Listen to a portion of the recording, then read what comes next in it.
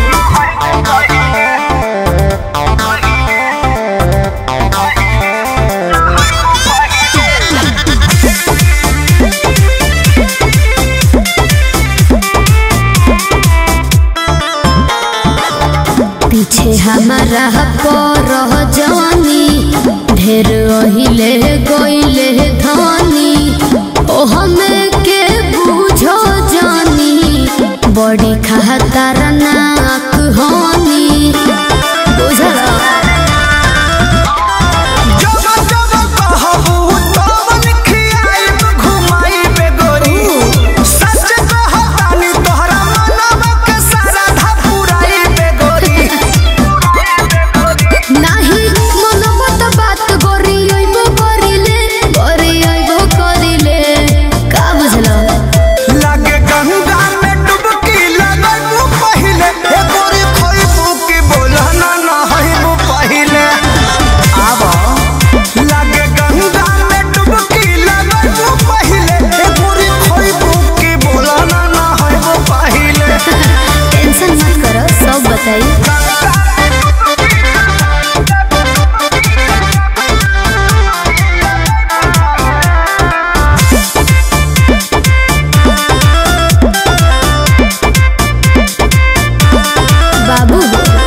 रह तू होश में हो खजनी भी होश में काहे तना बोलो ताड़ा बढ़ी बढ़ी जोश में तन सोच समझ के बोलल करा।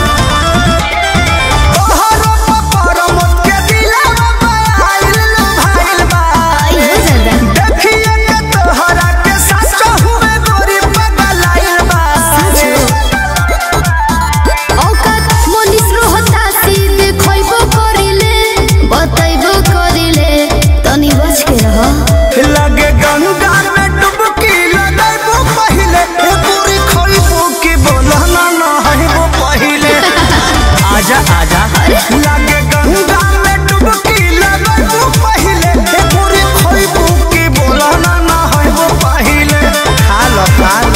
अच्छा ठीक बा आवा हवेली पर गंगा में डुबकी लगो पहिले ए पूरी खोइबू की बोला ना है वो पहिले।